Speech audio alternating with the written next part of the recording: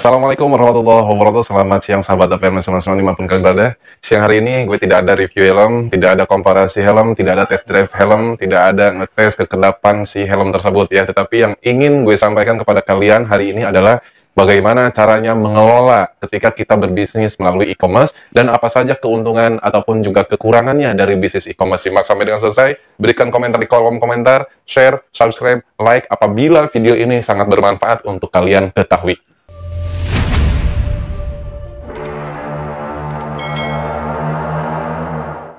Baik sahabat APM 9 yang tadi gue sampaikan di depan, siang hari ini kita akan bahas bagaimana caranya mengelola yang namanya bisnis e-commerce ya. Karena ini salah satu konten yang memang diminta oleh sahabat-sahabat APM, baik itu yang di dunia maya maupun itu yang di dunia nyata, termasuk salah satu orang tua gue di sekolah seperti itu ya. Jadi ini mudah-mudahan bermanfaat dan apabila memang ada keliru ketika gue menyampaikan mohon diluruskan. Nah ini gue udah rangkum apa saja, nanti gue akan sampaikan dan akan kita bedah satu persatu. Ya yang pertama, ketika kita mau mengelola bisnis e-commerce tentu yang harus kita siapkan handphone ya. Gitu loh, ataupun PC, ataupun laptop, ataupun sejenisnya. Karena tanpa ada akomodasi tersebut, bisnis e-commerce tersebut pun juga tidak akan bisa jalan. Kenapa? Karena sasaran utama kita adalah dunia maya. Seperti itu. Nah, setelah adanya handphone ataupun perangkat lainnya, ya, gue nggak bilang harus ada kuota juga, karena itu sudah satu paket, sahabat. Ya, kemudian yang kedua adalah kita memiliki akun yang akan kita gunakan. Akun di sini bisa saja Lazada, bisa saja Shopee, bisa saja Tokped atau Bukalapak, ya. Apapun itu. Ya, e-commerce yang akan kalian dijadikan sebuah wadah jualan buat kalian ya. Jadi tergantung mau kita lebih kemana gitu ya. Tapi nanti yang di sini yang gue rangkum ini adalah tata cara kemudian apa yang telah gue rasakan di Shopee. Ya jadi contohnya di Shopee saja. Karena bagi gue Shopee lebih simpel dibanding e-commerce yang lain ya. Itu yang kedua, kalian harus memiliki aplikasi e-commerce tersebut ya untuk berjualan tentunya. Kemudian yang ketiga ya. Ketiga, kalian memilih barang apa yang kalian mau jual. Ya tentu kita, e-commerce ini kan adalah sebuah wadah untuk semua orang, untuk kita semua berjualan. Nah tentu ketika kita mau berpikir, gue mau jualan, nah apa yang mau kita jual? Contoh APM 99 ini menjual dari helm, kemudian perlengkapan helm, aksesoris helm, dan lain sebagainya yang berkaitan dengan otomotif.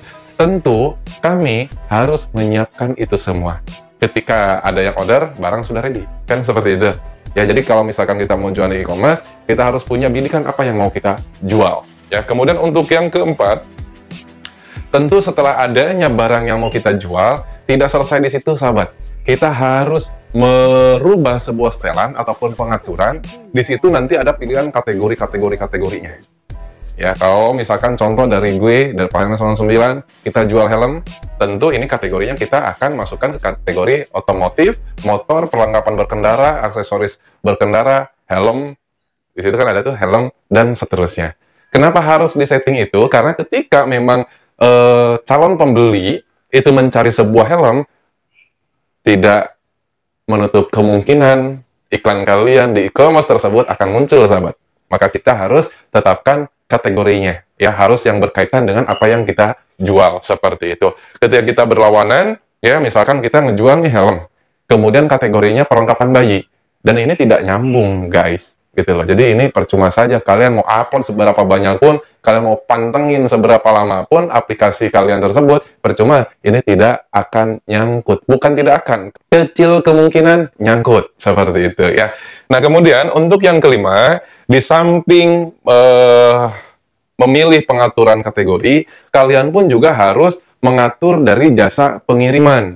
Ketika kita upload, itu kan yang muncul kalau di Shopee ya, yang muncul itu hanya sebatas volume, kemudian berat daripada si barang tersebut. Tidak ada pemilihan ekspedisinya.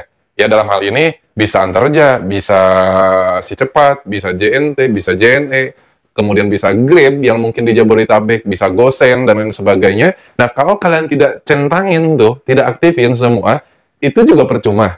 Kenapa? Kalau hanya satu saja ekspedisi, ini akan kecil kemungkinan order yang kalian dapatkan di e-commerce tersebut. Jadi kalian harus hidupin semua tuh.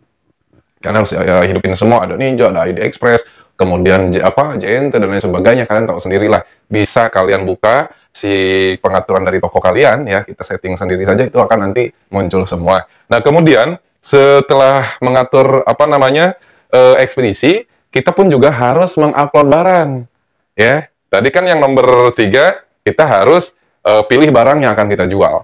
Bukan sekedar memilih gitu loh ya, kita harus ada stok di rumah. Seperti itu. Karena ini kita jualnya di rumah. Stay at home. Seperti itu. Ya, jadi kita harus mengupload barang sesuai gambar yang kita miliki. Ya, sangat dilarang oleh Shopee ketika barang itu tidak sesuai apa yang memang comotan dari Google, comotan dari lapak yang lain gitu dan sebagainya tanpa diedit. Ya. Nah, di sini sangat dilarang ini bukan berarti tidak boleh. Boleh saja kalian capture ya di foto-foto seller yang lain, tapi si foto hasil capturean itu kalian harus edit terlebih dahulu. Nanti lama-kelamaan itu akan terdeteksi, sahabat.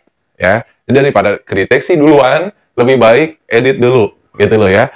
Ribet pertama kagak masalah dibanding ribet di kemudian hari, sahabat ya. Kita balik mindsetnya. Nah, itu daripada apa yang perlu kalian persiapan ya. Yang pertama gue ulangin lagi, kalian harus ada handphone Android minimal yang udah ada kuota, kemudian siapkan akun e-commerce tersebut, kemudian yang ketiganya pilih barang dan siapin untuk stoknya apa yang mau kalian jual. Kemudian yang keempatnya, pilih dalam pengaturannya untuk kategori yang kalian jual apa saja ya di situ. Kemudian yang kelimanya, atur pengiriman daripada ekspedisinya. Hidupin semua tuh ya ekspedisinya agar supaya order lebih gampang masuk kepada seller kalian. Kemudian upload foto ya hasil kalau bisa. Kalau bisa foto yang memang barang yang ada di kita sendiri. Gitu loh ya, biar tidak nanti customer kita itu kecewa. Apa yang difoto, apa yang datang, seperti itu ya sahabat. Ini tidak jarang terjadi, sangat sering banget terjadi gitu ya. Nah, itu untuk bahan-bahan yang harus kalian persiapkan. Kemudian kelebihan daripada si bisnis e-commerce tersebut ini juga banyak sih, cuman gue simpulkan saja menjadi 3 bagian ya. Yang pertama tentu kita tidak harus mempersiapkan dana yang sangat besar untuk menyewa sebuah tempat ya. Misal contoh, kalian punya 10 juta ya. Tentu kalau kita sewakan tempat, ruko lah minimal, ataupun kios lah minimalnya, 10 juta zaman sekarang itu nggak bakal cukup. Di daerah gue sendiri, ya, paling murah itu 15 juta rupiah per tahun. Ya, otomatis uang 15 juta, 10 atau 15 juta tersebut, ini akan mendem karena kita bayarkan ke tempat atau sewa ruko. Seperti itu, ya. Kalau kita mau jualan offline. Tapi kalau di e-commerce, ketika kalian punya 5 juta saja, apalagi kita punya 10 sampai 20 atau lebih daripada itu, ya, kalian bisa belikan barang untuk stok di rumah.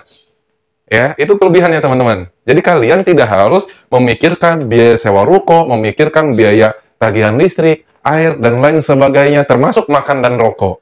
Ya, karena kita kan juga jualnya di rumah, kita pasarkan melalui e-commerce. Gitu loh. Ya, jadi listrik, makan itu sudah include dengan uang dapur, sahabat. Itu kelebihannya, ya. Kemudian